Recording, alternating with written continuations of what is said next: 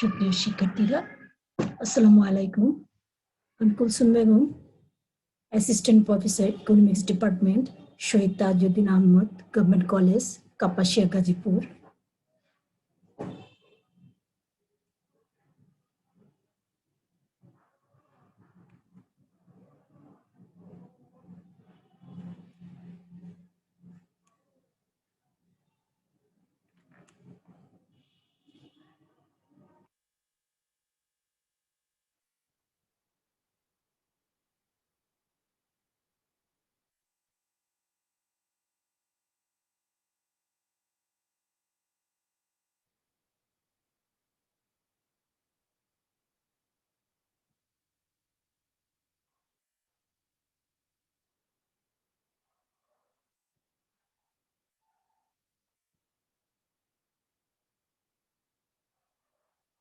সুপ্রিয় শিক্ষার্থীরা, আজকের এই অনলাইন ক্লাসে সবাইকে আমার আন্তরিক শুভেচ্ছা এবং অভিনন্দন।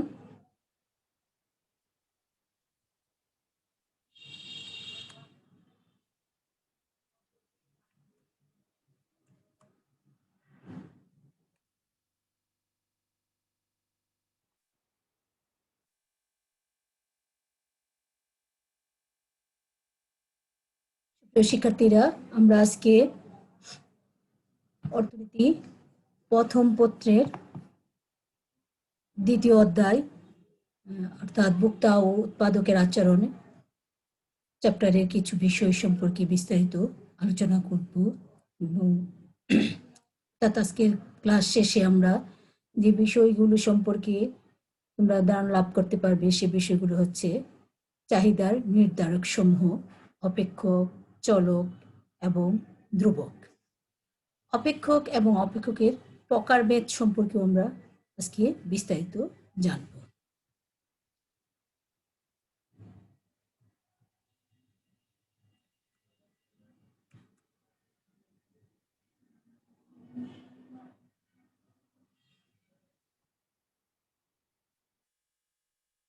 আমরা গত ক্লাসে চাহিদা বিধির ব্যতিক্রম এবং চাহিদা রেখা কেন ডান দিকে নিম্নগামী হয় এবং চাহিদা সূচি এবং চাহিদা রেখার মধ্যে তুলনা, ব্যক্তিগত চাহিদা ও বাজার চাহিদা সম্পর্কে বিস্তারিত ধারণা লাভ করেছি।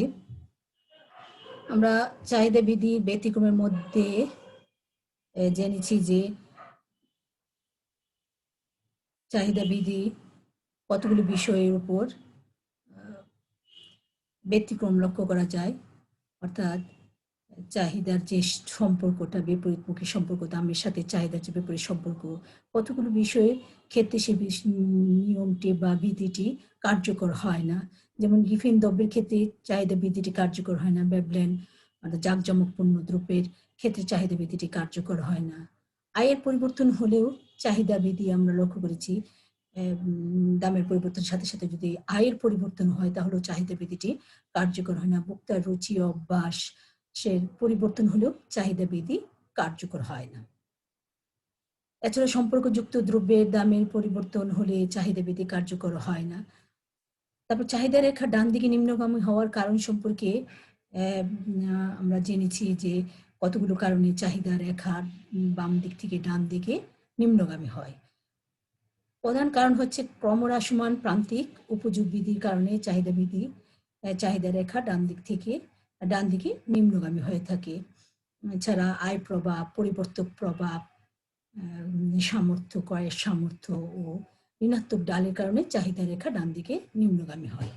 চাহিদা সূচি এবং চাহিদা রেখার মধ্যে যে তুলনার মধ্যে আমরা জানতে পেরেছি চাহিদা বিধির গাণিতিক প্রকাশ বা তালিকাটি হচ্ছে চাহিদা সূচি এবং চাহিদা বিধির জ্যামিতিক প্রকাশকে বলা হয় চাহিদা রেখা।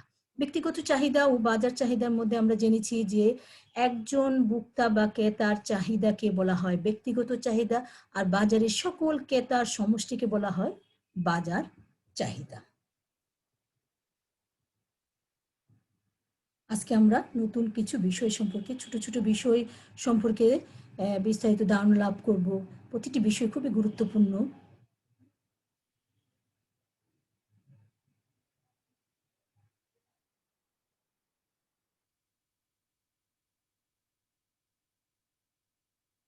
চাহিদা নির্ধারক সম্পর্কে আমরা আজকে বিস্তারিত জানব। চাহিদা কতগুলো বিষয়ের উপর নির্ভর করে।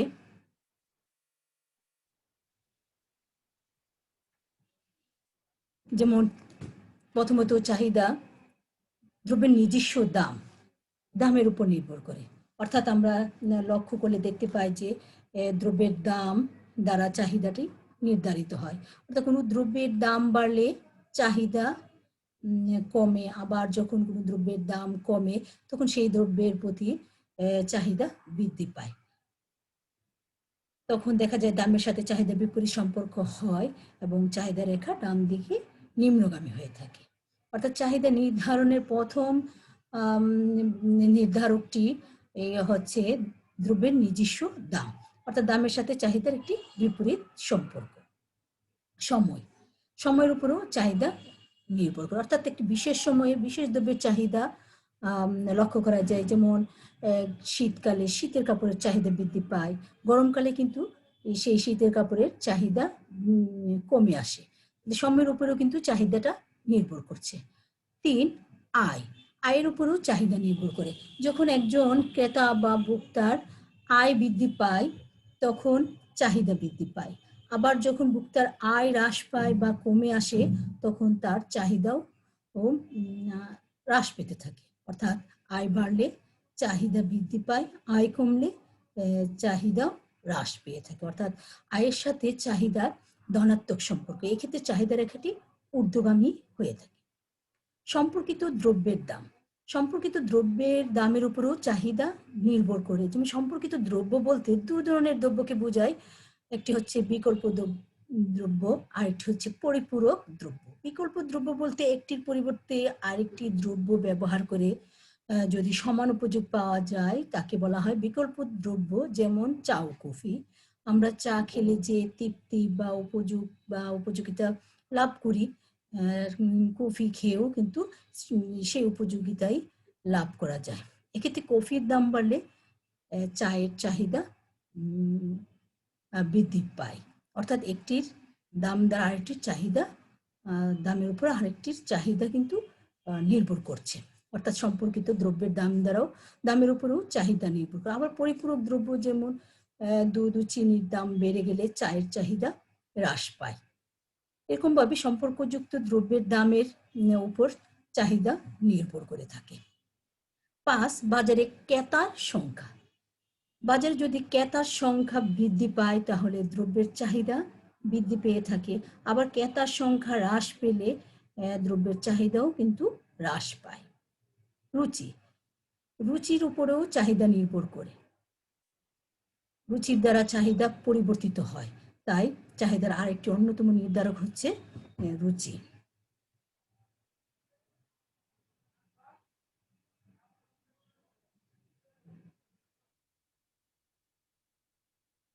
চাহিদা নির্ধারকের আমরা গুরুত্বপূর্ণ কতগুলো বিষয় সম্পর্কে জানলাম। আরো কিছু গুরুত্বপূর্ণ বিষয় রয়েছে চাহিদা বিধির।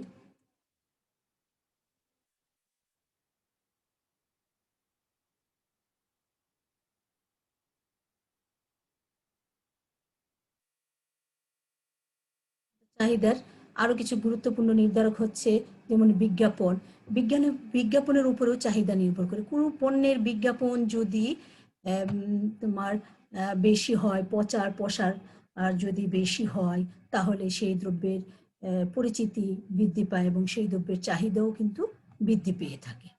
সরকারের ভূমিকার উপরেও চাহিদা নির্ভর করে। সরকার আর দেশে যদি স্বাভাবিক অবস্থা বা পরিবেশ যদি স্থিতিশীল থাকে তাহলে পণ্যের চাহিদা বৃদ্ধি পায়। আন্তর্জাতিক বাণিজ্য দ্বারাও চাহিদা নির্ধারিত হয়। যেমন অবাধ বাণিজ্য, যদি দেশে অবাধ বাণিজ্য প্রচলিত থাকে তাহলে নতুন শিল্প কারখানার উৎপাদিত পণ্যের চাহিদা হ্রাস পায়। আর যদি সংরক্ষিত বাণিজ্য বিদ্যমান থাকে তাহলে উৎপাদিত পণ্যের অর্থাৎ দেশের অভ্যন্তরে উৎপাদিত পণ্যের চাহিদা বৃদ্ধি পেয়ে থাকে। তাহলে আন্তর্জাতিক বাণিজ্য দ্বারাও কিন্তু চাহিদাটা নির্ধারিত হচ্ছে। আয় বন্টনের উপরও চাহিদা নির্ভর করে। যেমন আয় বন্টন যদি সুষম হয় তাহলে দ্রব্যের চাহিদা বৃদ্ধি পায়। আবার আয় বন্টন যদি অসম হয়, অর্থাৎ ধনী দরিদ্রের মধ্যে ব্যবধান সৃষ্টি হয়, তাহলে চাহিদাও হ্রাস পায়। সঞ্চয় প্রবণতা, সঞ্চয় প্রবণতার উপরও চাহিদা নির্ভর করে থাকে। মানুষের যদি সঞ্চয়ের প্রবণতা বেশি থাকে, অর্থাৎ মানুষ ভোগের তুলনায় যদি সঞ্চয় করতে বেশি আগ্রহী হয়, তাহলে তাদের আয়ের পরিমাণ কমে আসে, অর্থাৎ ভোগের পরিমাণও তাদের হ্রাস পায়। আর সঞ্চয় প্রবণতা যদি হ্রাস পায়, তাহলে দ্রব্যের চাহিদাও সঞ্চয় প্রবণতা হ্রাস পেলে দ্রব্যের চাহিদা বৃদ্ধি পায়। অর্থাৎ আমরা জানলাম যে সঞ্চয় প্রবণতা দ্বারাও চাহিদা নির্ধারিত হয়, অর্থাৎ সঞ্চয়ের প্রবণতা বৃদ্ধি পেলে চাহিদা হ্রাস পায়, আর সঞ্চয় প্রবণতা হ্রাস পেলে চাহিদা বৃদ্ধি পেয়ে থাকে। জীবনযাত্রার মান, অর্থাৎ জীবনযাত্রার মানের দ্বারাও চাহিদা নির্ধারিত হয়। মানুষের জীবনযাত্রার মান উন্নত হলে চাহিদা বৃদ্ধি পায়, আবার জীবনযাত্রার মান হ্রাস পেলে চাহিদাও হ্রাস পেয়ে থাকে। তাহলে শিক্ষার্থীরা আমরা চাহিদা নির্ধারণের কতগুলো বিষয়, গুরুত্বপূর্ণ বিষয় সম্পর্কে জানলাম। অর্থাৎ চাহিদা যে যে বিষয়ের উপর নির্ভর করে মূলত সেটাকেই বলা হয় চাহিদা নির্ধারক। তাহলে আমরা অনেকগুলি বিষয় সম্পর্কে জানলাম যে অনেকগুলি বিষয় দ্বারা চাহিদাটা নির্ধারিত হয়ে থাকে। তোমাদের প্রশ্ন আসতে পারে অনুধাবনে বা প্রয়োগ উচ্চতা দক্ষতায়ও প্রশ্ন আসতে পারে চাহিদা নির্ধারক সমূহের উপর ভিত্তি করে। তাহলে এই মেন পয়েন্টগুলোকে অবশ্যই আলোচনা করতে হবে।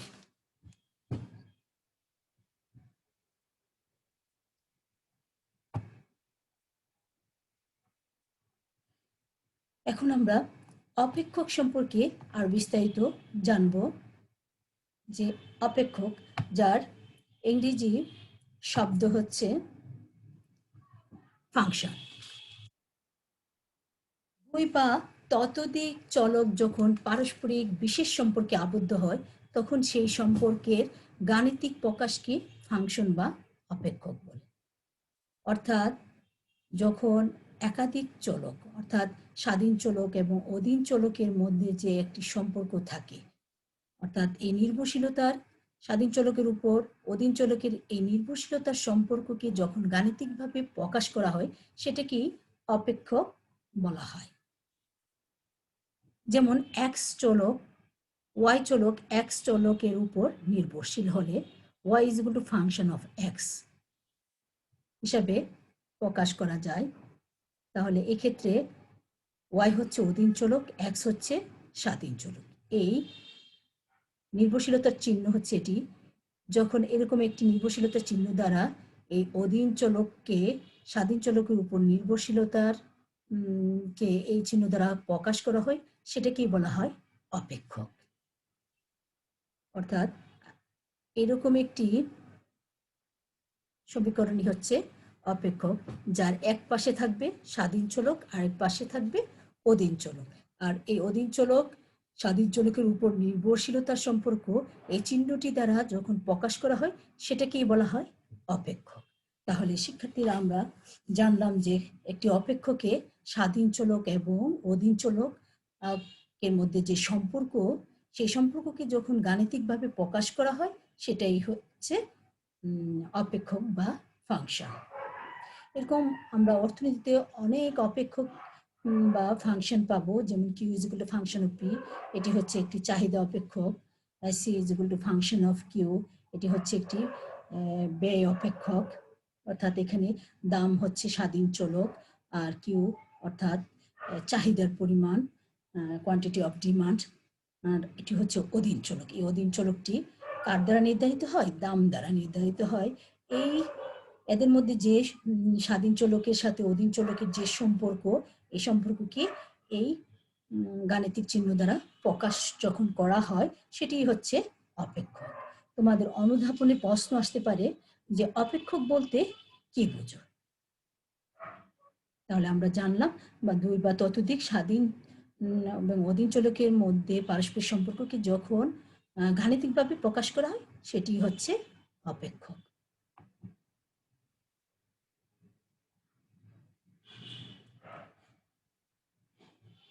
অপেক্ষকের প্রকারভেদ। অপেক্ষককে কয়েকটি বিষয়ের উপর ভিত্তি করে শ্রেণীবিভাগ করা যায়। যেমন ঘাত, ভাব, পাওয়ার অনুসারে চলককে দুই ভাগে ভাগ করা হয়, সরল রৈখিক বা একমাত্রিক অপেক্ষক, আরেকটি হচ্ছে দ্বিমাত্রিক অপেক্ষক। সরল রৈখিক বা একমাত্রিক অপেক্ষক বলতে বোঝানো হয় যে অপেক্ষকে চলকের ঘাত একক, অর্থাৎ ডি ইজ ইকুয়াল টু, এখানে ছোট হাতের এ বি হবে এ মাইনাস বিপি, এরকম যখন অপেক্ষক থাকবে এটাকে বলা হবে একমাত্রিক অপেক্ষক। অর্থাৎ এখানে কোনো এর উপর কোনো পাওয়ার নেই, অর্থাৎ ঘাতের মান 1, তাই এটি একটি একমাত্রিক অপেক্ষক। এই অপেক্ষক থেকে যখন রেখা পাওয়া যাবে সেই রেখাটি হবে সরলাকৃতির, তাই এটাকে সরল রৈখিক বা একমাত্রিক অপেক্ষক বলা হয়। আবার ঘাতের উপর ভিত্তি করে আরেকটি চলক অপেক্ষক হচ্ছে দ্বিঘাত অপেক্ষক, অর্থাৎ যখন চলকের উপরে পাওয়ার থাকবে সেটি হচ্ছে দ্বিঘাত অপেক্ষক। এখানে এই অপেক্ষকটি হচ্ছে দ্বিঘাত অপেক্ষক y is equal two x square হবে, এখানে নিচে নেমে গেছে 2t, x square plus 3x minus 4। তাহলে এরকম ঘাত যদি পাওয়ার যদি থাকে তাহলে সেটি হবে দ্বিঘাত অপেক্ষক। অর্থাৎ যখন ঘাতের মান 1 তখন সেটি হচ্ছে সরলরৈখিক, এবং ঘাতের মান বা পাওয়ার যদি 1-এর অধিক হয় সেটি হচ্ছে দ্বিঘাত অপেক্ষক। আবার চলকের সংখ্যা অনুসারে অপেক্ষককে দুই ভাগে ভাগ করা হয়, এক চলক বিশিষ্ট অপেক্ষক, দ্বিচলক বিশিষ্ট অপেক্ষক। যখন অপেক্ষকে একটি মাত্র চলক থাকবে সেটাকে বলা হয় এক চলক বিশিষ্ট অপেক্ষক। যেমন y ইজ ইকুয়াল টু, এখানে তোমরা লক্ষ্য করলে দেখতে পাবে যে y is equal to function of x, এটি একটি অপেক্ষক। যেহেতু এখানে চলকের সংখ্যা একটি, অর্থাৎ x, তাই এটি একটি এক চলক বিশিষ্ট অপেক্ষক। আর যখন অপেক্ষকে একাধিক চলক থাকবে সেটাকে বলা হবে দ্বিচলক বিশিষ্ট অপেক্ষক, D is equal two A plus BP, একটি দ্বিচলক বিশিষ্ট অপেক্ষক।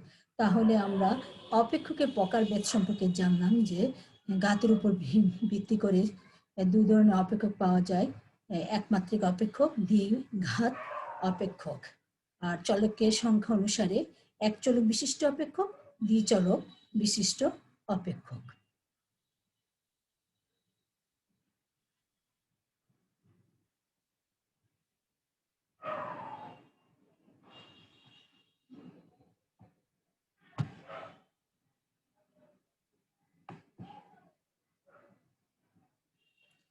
এখন আসো আমরা চলক সম্পর্কে জানব। চলক, ভেরিয়েবল, ইংরেজিতে একে ভেরিয়েবল বলে বলা হয়ে থাকে। অর্থাৎ চলক বলতে বোঝানো হয় যে প্রতীক বা রাশির ভিন্ন ভিন্ন মান গ্রহণ করে থাকে তাকে চলক বলা হয়। অর্থাৎ যে রাশির মান পরিবর্তন হয় বা মান ভিন্ন ভিন্ন মান গ্রহণ করে তাকে বলা হয় চলক। যেমন পি, কিউ, আর, এক্স, এগুলো প্রত্যেকটি হচ্ছে চলক।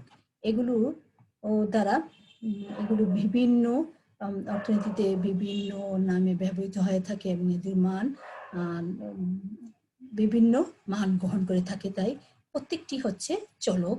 যেমন পি, কিউ, আর, এক্স, ওয়াই।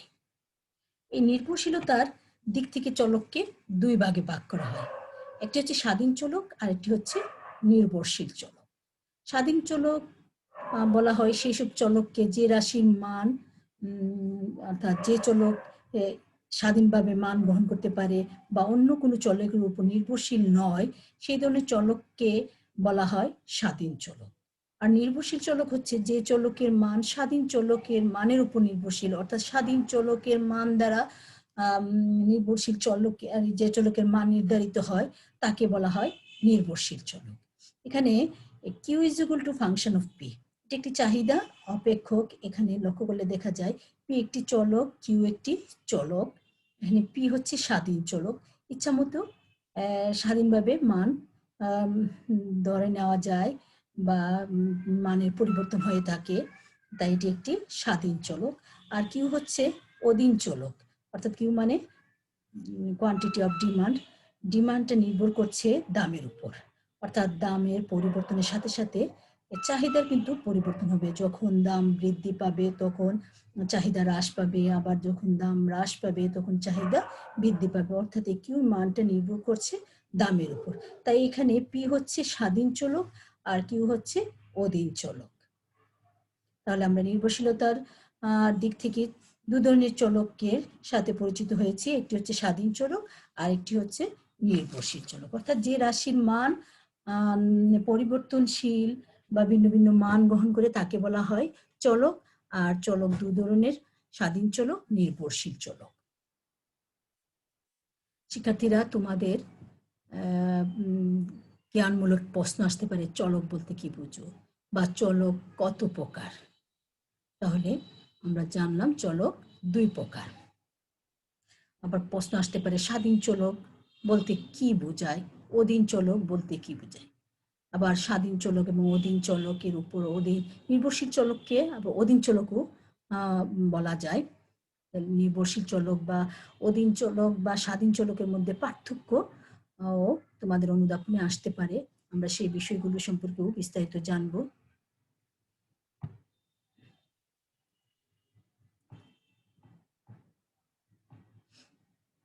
আসো ধ্রুবক। কনস্ট্যান্ট কোনো তথ্যের যে বৈশিষ্ট্য সব অবস্থাতে অপরিবর্তিত থাকে, এই ধরনের বৈশিষ্ট্যকে ধ্রুবক বলে। অর্থাৎ যে বিষয়ের মান সবসময় স্থির থাকে তাকেই বলা হয় ধ্রুবক। ধ্রুবক হচ্ছে স্থির, যেমন 1, 2, 3, আলফা, বিটা, গামা, এগুলি হচ্ছে ধ্রুবক। এগুলির মান পরিবর্তন নয়, স্থির থাকে সবসময়। এই জন্য এই প্রাকৃতিক সংখ্যাগুলোকে বলা হয় ধ্রুবক। অর্থাৎ চলকের বিপরীত অবস্থায় হচ্ছে ধ্রুবক বা ধ্রুবকের বিপরীত অবস্থায় হচ্ছে চলক। শিক্ষার্থীরা, প্রশ্ন আসতে পারে ধ্রুবক অনুধাবনে যে ধ্রুবক বলতে কি বোঝায়। তাহলে আমরা জানলাম যে বিষয় বা রাশির মান সবসময় স্থির থাকে সেটি হচ্ছে ধ্রুবক। আর ধ্রুবক প্রাকৃতিক সংখ্যায় 1, 2, 3, আলফা, বিটা, গামা এগুলি দ্বারা কিন্তু প্রকাশ করা হয়।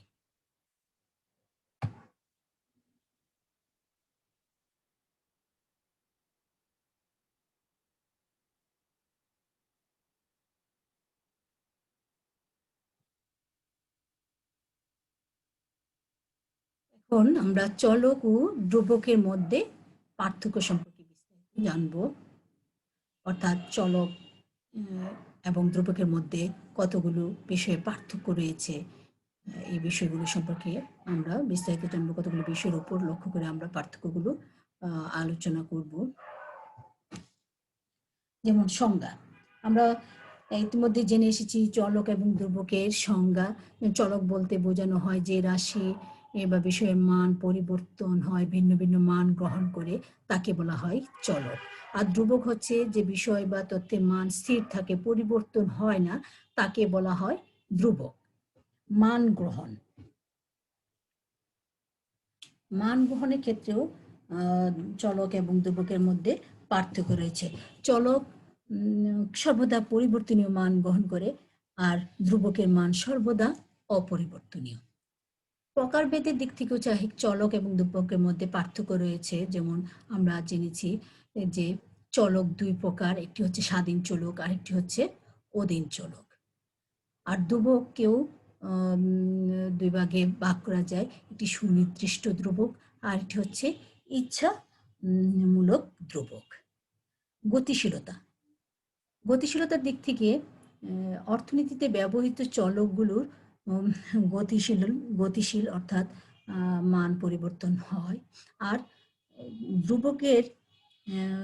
ধ্রুবক সবসময় স্থবির বা গতিশীল নয়। গড় হার মূল্য নির্ধারণে চলক ব্যবহৃত হয়, কিন্তু গড় হার মূল্য নির্ধারণে ধ্রুবকের ব্যবহার হয় না। ধারণা দিক থেকে চলক হচ্ছে ধ্রুবকের বিপরীত ধারণা, আর ধ্রুব রাশিকে চলরাশির বিশেষ অবস্থা বলা যেতে পারে। প্রাকৃতিক সংখ্যা, চলককে প্রাকৃতিক সংখ্যা যেমন 1, 2, 3 দ্বারা প্রকাশ করা যায় না, কিন্তু ধ্রুবককে বিভিন্ন প্রাকৃতিক সংখ্যা যেমন 1, 2, 3 এগুলো দ্বারা প্রকাশ করা যায়। সহগ, চলক সহগ হিসাবে ব্যবহৃত হয় না, কিন্তু ধ্রুবক চলকের সহগ হিসাবে ব্যবহৃত হয়ে থাকে। অর্থাৎ কোনো চলকের পাশে 1, 2, 3 এই সংখ্যাগুলি ব্যবহৃত হয়ে থাকে। প্রতীক, চলক সাধারণত ইংরেজি বড় অক্ষরে অক্ষর দ্বারা প্রকাশ করা হয়, যেমন এক্স, ওয়াই, জেড এগুলি দ্বারা প্রকাশ করা যায়, কিন্তু ধ্রুবক ইংরেজি অক্ষর ছোট হাতের এ, বি, সি ইত্যাদি এবং গ্রিক শব্দ আলফা, বিটা, গামা ইত্যাদি দ্বারা প্রকাশ করা যায়। তাহলে আমরা অনেকগুলি বিষয়ের উপর ভিত্তি করে চলক ও ধ্রুবকের পার্থক্য সম্পর্কে জানলাম। শিক্ষার্থীরা, চলক এবং ধ্রুবকের মধ্যে পার্থক্য অনুধাবনে প্রশ্ন আসবে, তাই এই বিষয়গুলো উপর ভিত্তি করে তোমরা অবশ্যই আলোচনা করবে।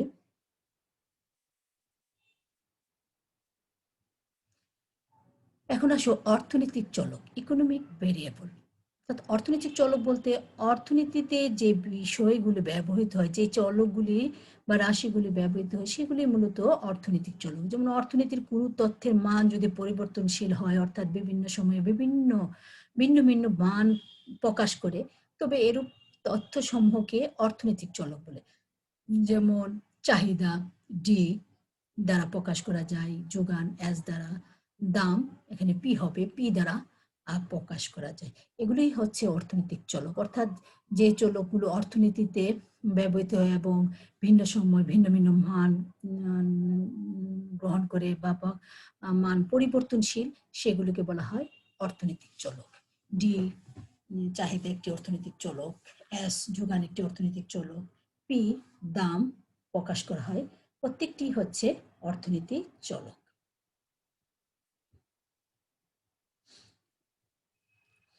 এখন আমরা স্বাধীন চলক এবং অধীন চলকের মধ্যে পার্থক্য জানব। স্বাধীন চলক এবং অধীন চলকের মধ্যে বিভিন্ন বিষয় উপর ভিত্তি করে পার্থক্য করা যায়।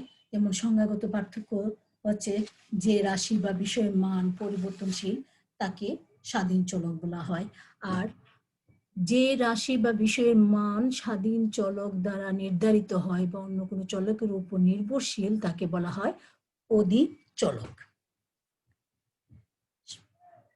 প্রকাশের দিক থেকে স্বাধীন চলককে অপেক্ষকের যুক্তি বলা হয়, আর অধীন চলককে অপেক্ষকের মান বলা হয়ে থাকে। 3, সমতা চিহ্ন। সমতা চিহ্নের বাম পাশে অধীন চলক এবং ডান পাশে স্বাধীন চলক থাকে, অর্থাৎ কোনো অপেক্ষকের বা সমীকরণে সবসময় অধীন চলক বাম পাশে অবস্থান করবে এবং স্বাধীন চলকগুলো সমান চিহ্নের ডান পাশে অবস্থান করবে। বুজ ও কুটি। স্থানাঙ্কে স্বাধীন চলককে বুজ বলা হয়, আর স্থানাঙ্কে অধীন চলককে কুটি বলা হয়। মান আরোপের ক্ষেত্রে স্বাধীন চলকের উপর ইচ্ছা মতো মান আরোপ করা যায়, কিন্তু অধীন চলকের মান স্বাধীন চলকের মানের উপর নির্ভর করে। নির্ভরশীলতা, স্বাধীন চলক কোনো চলকের উপর নির্ভরশীল নয়, অধীন চলক স্বাধীন চলকের উপরে নির্ভরশীল। চলকের সংখ্যার দিক থেকে যদি পার্থক্য করা হয় তাহলে বলা যায় কোনো অপেক্ষকে একাধিক স্বাধীন চলক থাকে, কিন্তু কোনো অপেক্ষকে একটি অপেক্ষকে একটিমাত্র অধীন চলক থাকে। তাহলে অপেক্ষকে একাধিক স্বাধীন চলক বর্তমান থাকতে পারে বা থাকে, আর অধীন চলক মাত্র একটি অপেক্ষকে একটি মাত্র থাকে। স্বয়ংসম্পূর্ণতা, স্বাধীন চলক স্বয়ংসম্পূর্ণ আর অধীন চলক নির্ভরশীল, অর্থাৎ স্বয়ংসম্পূর্ণ নয়। তাহলে আমরা কতগুলি বিষয়ের উপর ভিত্তি করে স্বাধীন চলক এবং অধীন চলকের মধ্যে যে পার্থক্য রয়েছে সেগুলো সম্পর্কে জানলাম। শিক্ষার্থীরা, তোমাদের প্রশ্ন আসতে পারে স্বাধীন চলক এবং অধীন চলকের মধ্যে পার্থক্য কি? অনুধাবনে প্রশ্ন আসবে। তাই এই বিষয়গুলো উপর ভিত্তি করে অবশ্যই তোমরা আলোচনা করবে। তাহলে আজকে আমরা অনেকগুলো ছোট, ছোট বিষয় সম্পর্কে ধারণা লাভ করলাম। আমরা আগামী ক্লাসে আরো কিছু বিষয়, গুরুত্বপূর্ণ বিষয় সম্পর্কে ধারণা লাভ করব। আর এই বিষয়গুলো তোমরা প্রত্যেকটি বিষয় ভালো করে পড়বে, বোঝার চেষ্টা করবে। কারণ প্রতিটি বিষয় খুবই গুরুত্বপূর্ণ এবং এই বিষয়গুলোর উপর ভিত্তি করে অসংখ্য এমসিকিউ আসবে, জ্ঞানমূলক প্রশ্ন আসবে, অনুধাবন প্রশ্ন আসবে। তাই একটি বিষয়ও কিন্তু স্কিপ করা যাবে না। তাই প্রতিটি বিষয় ভালো করে তোমাকে বুঝতে হবে এবং পড়তে হবে এবং মনেও রাখতে হবে। আজকে এই পর্যন্ত। আগামী ক্লাসে আমরা আরো নতুন বিষয় সম্পর্কে জানব। সবাই ভালো থাকবে, সুস্থ থাকবে, এই কামনা রইল। সবাইকে ধন্যবাদ।